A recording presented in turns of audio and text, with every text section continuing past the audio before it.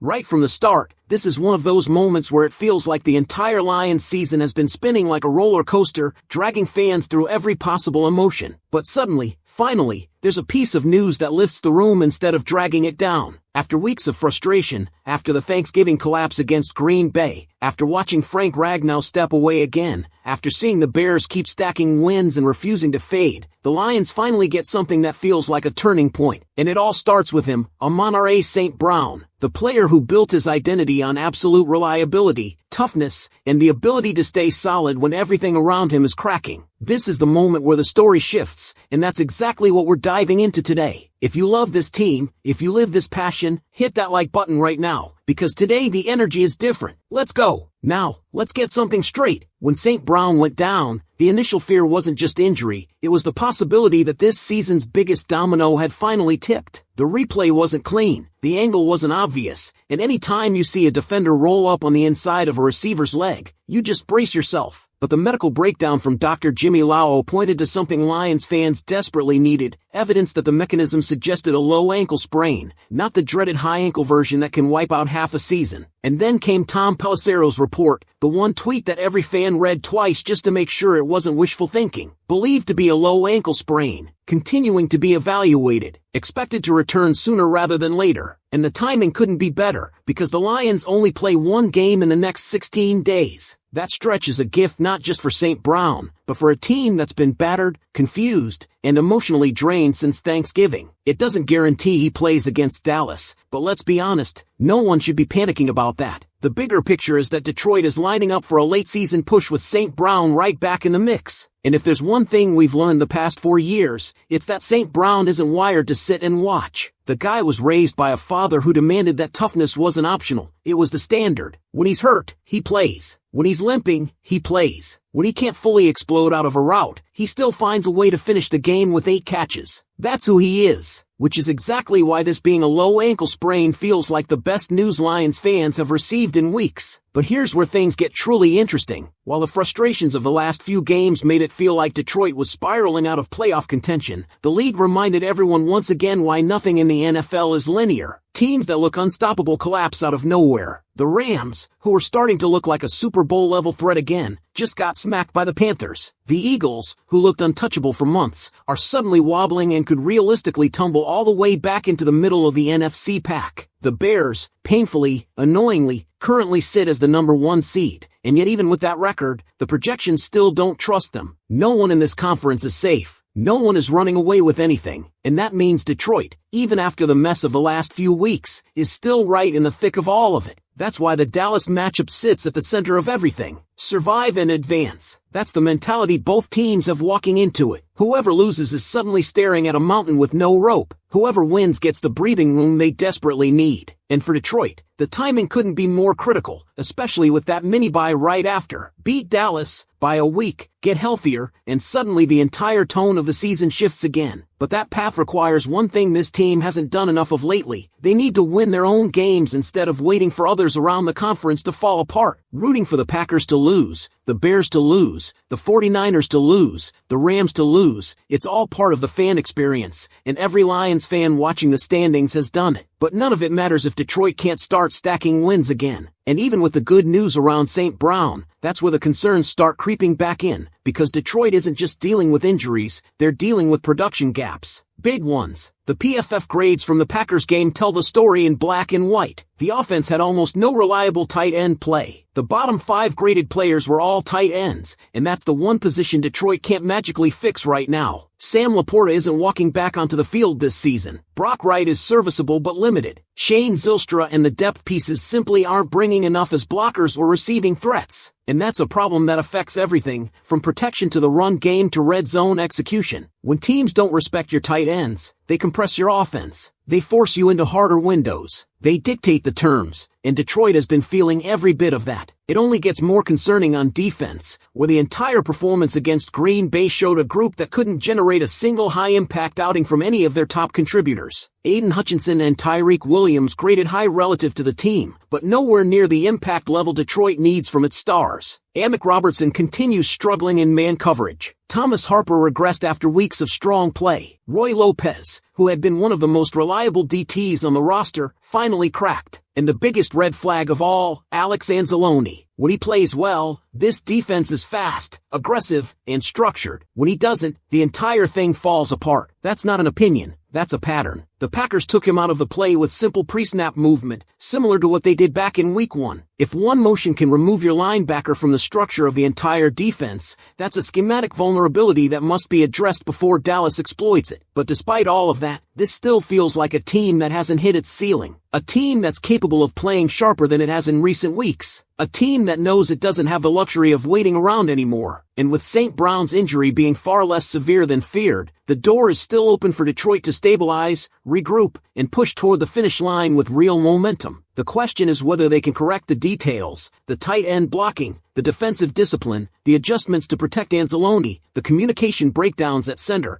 before the Dallas game pushes them into must-win territory for the rest of the season. So with all of that on the table, let me ask you this as we head into part 2 of this breakdown. With St. Brown on track to return soon and the conference tightening around Detroit, do you believe the Lions still have a real shot to control their own fate down the stretch? Picking up right from that question, because this is where the season stops being theoretical and becomes a test of identity. The Lions don't have the luxury of playing the long game anymore. They don't have the cushion they enjoyed early in the season. What they do have is a core group of players capable of stabilizing things quickly if they tighten the areas that have been slipping. And the first place that has to happen is with the offensive structure, because the tight end situation isn't just a weakness on paper, it's a weakness that defenses have already zeroed in on and are exploiting every single week. When you can't win with tight ends as route runners and can't trust them as blockers, you're forced into predictable looks. The Lions' success the past 2 years has been built on multiplicity, formations that disguise intentions, misdirection that stresses linebackers, routes that build off play action. And all of that depends on tight ends doing more than just existing on the field. Without Laporta, without even an above-average replacement, Detroit is basically lining up with pieces that don't threaten anything. That means defenses don't have to honor leak routes, don't have to respect the middle seams, don't have to widen to account for tight end motion. It compresses everything for Jared Goff. It crowds the throwing lanes. It gives edge rushers one less thing to hesitate about before firing off the line. The Lions know this, and it's why they've tried to compensate with chips, delayed releases, and a slower developing passing structure. But that has its own cost. When your offense is timing-based, when it thrives on rhythm, when your quarterback is at his best with clean pockets and decisive windows, any delay, even minor, forces the entire operation to grind and fight for inches instead of fluid momentum. It's not that Detroit is incapable of adjusting, it's that the adjustments take away the exact strengths that made this offense one of the most dangerous in the NFC. And then there's the center issue, which showed up again in the Packers' loss. After years of stability with Frank Ragnow, watching the middle of the line suddenly struggle with communication, misdirection, and interior pressure is jarring. One wrong step from the center derails a whole play before it even develops. In the Green Bay game, there were clear examples of the interior getting blown up simply because the timing was off or the direction call was late. That's not a lack of effort, it's a lack of cohesion. And cohesion takes reps, not hope. Detroit needs Graham Glasgow back in sync, needs the interior line to function as a single unit again, because if that doesn't get cleaned up, Dallas front, one of the fastest and most aggressive in the league, is going to live in the backfield. But even with those concerns, the bigger spotlight shifts to the defense, because the Packers game revealed something that should genuinely worry fans. There wasn't a single dominant performance at any level of the unit. Not one. You can survive bad days from your corners if your pass rush dominates. You can survive bad days from your front if your linebackers play lights out. You can survive missteps at safety if your coverage corners erase the first read. But when everyone grades out average or worse except for one or two names, you're staring at a defense that isn't functioning, it's reacting. And nowhere is that clearer than with Alex Anzalone. He is the thermostat for this defense. When he's decisive and playing downhill, the entire group speeds up. When he's manipulated, when he's forced to chase motion, when he's taken out of the play before the snap, everything behind him collapses. Green Bay went back to the same blueprint they used in the opener. Pull Anzalone horizontally until he's not part of the box count, then attack the interior space he vacates. It's simple, it's effective, and it shouldn't keep working the way it has. That brings us to Amick Robertson, who continues to struggle in the exact area Detroit brought him in for, Tight man coverage. His toughness is real. His mentality is real. But in the modern NFL, hard isn't enough if you're consistently giving up separation on basic crossers and intermediate breaks. The junkyard dog attitude doesn't matter if quarterbacks can target you on critical downs without resistance. At some point, the coaching staff has to decide whether the upside of his mentality outweighs the liability of his coverage. If Rocky Ya-Sin isn't part of the answer, you're running out of options fast. And yet, this isn't a hopeless unit. Aiden Hutchinson remains capable of impacting games even when the stat sheet doesn't reflect it. Brian Branch being back in the top grades is a major sign that the secondary can stabilize. Tyreek Williams continues to flash real growth. Derek Barnes is still playing some of his best football. These are pieces you can build a turnaround on, but they need complementary help. They need consistency from the rest of the unit. They need to stop having half the defense fall into the bottom 5 grades every week. Because the truth is simple, the Lions don't need to be perfect to beat Dallas. They just need to avoid beating themselves. They need to avoid the busted coverages, the miscommunications, the early down failures, the pre-snap confusion. They need to match the physicality that the Cowboys bring and force the game into their terms. And most importantly, they need to walk out of that game believing they're still in control of their season. That belief is fragile right now, but it isn't gone. Not with St. Brown returning soon. Not with the NFC beating itself up every weekend. Not with Detroit still able to climb if it gets out of its own way. The margin is thin, but the path is still there. And the fan base knows exactly what's at stake heading into these final weeks. If you're watching this, if you've stuck through the roller coaster of the past month, you know exactly how massive this moment is for Detroit. So before we wrap this up, I want to hear it from you. Are you still confident that this team can steady itself and make the playoff push we've been expecting, or do the recent cracks feel too deep to ignore? Drop your thoughts below, hit that subscribe button, smash the like to support the channel, and stick around. The next video is already queued up on your screen. And here's where everything funnels into the true turning point of the season, because confidence alone won't carry this team, execution will. Confidence without adjustment is just noise, and right now the Lions are walking into a stretch where every snap, every formation, every alignment, and every piece of communication can be the difference between salvaging the season or watching it slip away. That's why the conversation around this team can't just be emotional anymore. It has to be tactical. You can see the issues on tape,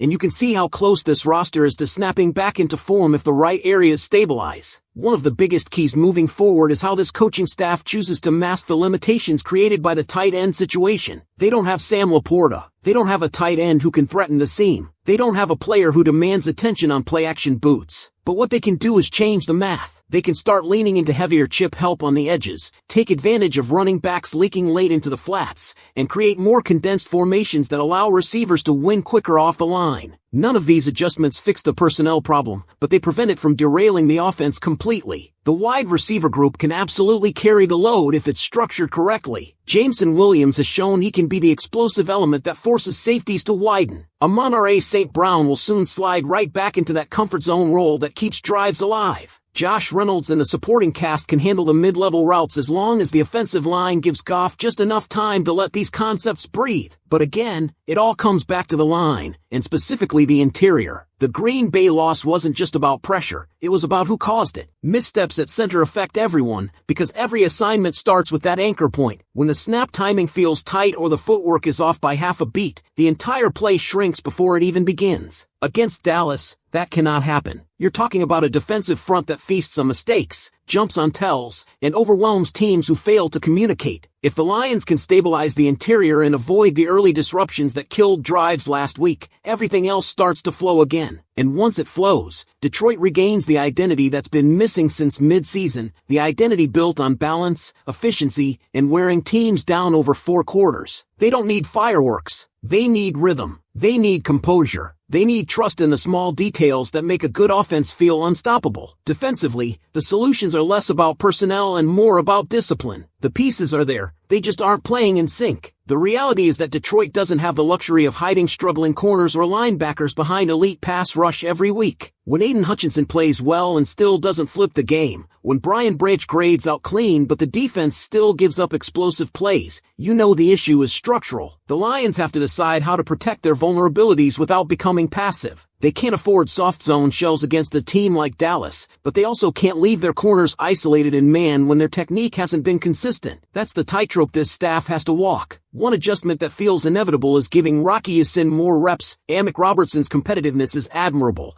but competitiveness without execution becomes a liability. There's a point where junkyard dog energy loses value if the player can't stay attached in coverage. And right now, the Lions can't keep giving free windows to opposing quarterbacks on routes that should be contested. Ya-Sin may not be a star, but he brings a steadier, more disciplined style that could calm down the coverage unit. Pair that with Branch's versatility and the front's ability to generate pressure in waves, and you suddenly have a defense that doesn't need to be great, it just needs to get off the field. And then there's Alex Anzalone. The Lions cannot allow him to be schemed out of the play again. Dallas will absolutely test that. Motion, shifts, running backs to the boundary, they're going to try everything Green Bay did, because why wouldn't they? The adjustments need to be clear, alignments that keep him in the play, rotations that support the second level, and fronts that don't allow one player's displacement to open a freeway through the middle. When Anzalone plays in structure, the defense tightens instantly. When he doesn't, the unit unravels. It's that simple, and despite all the concerns, despite the cracks and the inconsistencies, this is still a team capable of responding. Detroit isn't outmatched. They're just out of sync, and out of sync can be fixed faster than people realize. With St. Brown returning soon, with the NFC eating itself alive, and with the schedule presenting both risk and opportunity, the Lions have every reason to walk into this stretch believing the season is still theirs to take. If they settle the details, if they reclaim their identity, if they start playing with the urgency of a team whose margin is gone, then this run is still absolutely on the table. But the clock is ticking, the stakes are rising, and the Dallas game is the hinge everything swings on. So as we wrap up this breakdown, do me a favor, if you're riding through this season with us, hit that like button, drop your thoughts in the comments, and subscribe so you don't miss what comes next. And stick around, your next video is already waiting for you on the screen. And then there's Alex Anzalone. The Lions cannot allow him to be schemed out of the play again. Dallas will absolutely test that. Motion, shifts, running backs to the boundary, they're going to try everything Green Bay did, because why wouldn't they? The adjustments need to be clear, alignments that keep him in the play, rotations that support the second level, and fronts that don't allow one player's displacement to open a freeway through the middle. When Anzalone plays in structure, the defense tightens instantly. When he doesn't, the unit unravels. It's that simple, and despite all the concerns, despite the cracks and the inconsistencies, this is still a team capable of responding. Detroit isn't outmatched. They're just out of sync, and out of sync can be fixed faster than people realize. With St. Brown returning soon, with the NFC eating itself alive, and with the schedule presenting both risk and opportunity, the Lions have every reason to walk into this stretch believing the season is still theirs to take. If they settle the details, if they reclaim their identity, if they start playing with the urgency of a team whose margin is gone, then this run is still absolutely on the table. But the clock is ticking, the stakes are rising, and the Dallas game is the hinge everything swings on. So as we wrap up this breakdown, do me a favor, if you're riding through this season with us, hit that like button, drop your thoughts in the comments.